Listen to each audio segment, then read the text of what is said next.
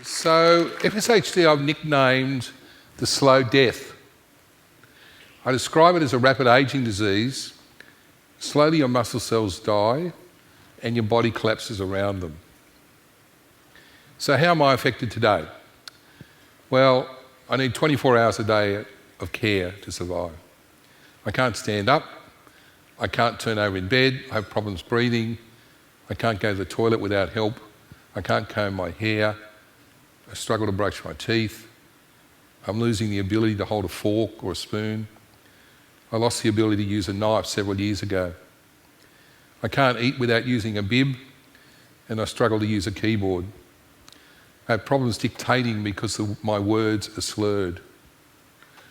I can't function without a machine to lift me into bed and out to bed and to lift me in and out of this chair. Yes, I have pain, but over time you become immune to pain. Continually this disease plays with your mind. Sometimes you question, what's the point of fighting it? As it progresses, you adapt. You get depressed, but you keep changing and you keep going. For all of us, life is about memories.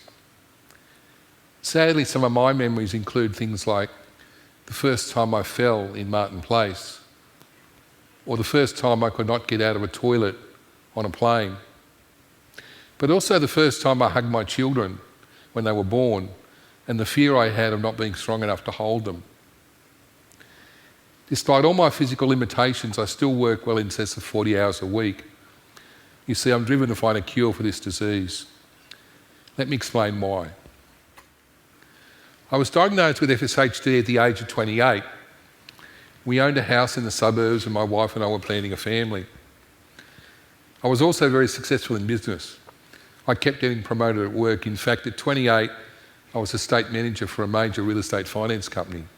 Hill Samuel became Macquarie Bank, and I built an empire controlling over $30 billion of real estate in 28 locations around the world, which employed more than 1,200 staff. I built businesses in funds management, leisure, real estate development, banking, mortgage securitization, and many, many more. I was a pioneer. If they said it couldn't be done, I wanted to do it. I built businesses with the likes of John Simon, Greg Norman, Richard Branson, even the Chinese government. Over the next 20 years, I met prime ministers, oligarchs, sheiks and billionaires from around the world. I've started to become very confident in my own abilities. As time went by, my body struggled to keep up with my mind and my enthusiasm. And by my late 30s, my limp became worse. Life became more challenging and the pain increased. By 40, I was starting to fall a lot and a lot more often. But I reassured myself I could always get up.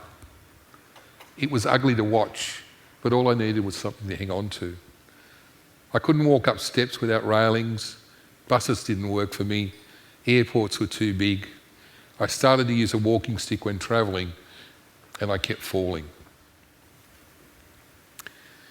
I was about 42 when I had the resources and spare time to focus on attacking FSHD. The internet was improving rapidly and I read every scientific paper I could find about this disease. I made FSHD my hobby. I rationalised my life around this prognosis of 50 years I'll be in a wheelchair. At the age of 51, I attended a board meeting in the city. At the end of that meeting, everyone got up of their chairs and left the room, except for me. I could not get up. I sat on my own in a room for what seemed like an eternity. No one came. I sat there thinking about FSHD, and that day I announced my retirement. In 2007, I established the FSHD Global Research Foundation. After my retirement, I travelled to meet doctors, researchers and patients around the world. Every possible drug or peptide I read about, I investigated. I travelled to Germany and Russia to investigate stem cell therapy. I met a neurologist in Moscow who had many patients with FSHD. I asked him, how did people with this disease survive as they got older with the very cold winters? He just shrugged his shoulders and said, they die. I investigated drugs in sport. I phoned Steve Dank about ways to grow muscles the day that the AFL scandal broke. I got to know Steve Dank very well. I learned how to win major sporting events. I knew what people were taking to grow muscles. I learned how to win the Tour de France when Lance Armstrong was still winning them. Along the way, I studied nutrition and botanicals and the effect they have on the muscles. I became a vegetarian. I was involved in setting up and funding 2 biotech companies, one in Europe and one in the US, trying to find a cure. I also married my beautiful wife Lana and learnt that my daughter Natalie does not have FSHD, and saw the birth of my beautiful granddaughter Billy that also doesn't have FSHD. So when did I end up in a wheelchair? I just turned 59.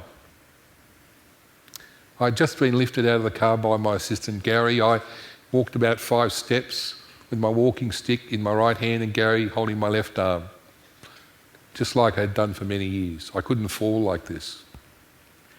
When my knee collapsed and I fell backwards on my head in the car park floor. This was no normal fall. My left foot was behind my right ear. I was very calm. I asked Gary to move my leg around to where it should be, place a bag under my head and then call an ambulance. I always thought to myself I would walk until I fell and I couldn't get up. And I knew as I laid there I would never walk again. My struggle with FSHD throughout my life has been like a world title boxing fight. I've been knocked down continually, but I keep getting up. And I'm so determined to throw the last punch in this fight.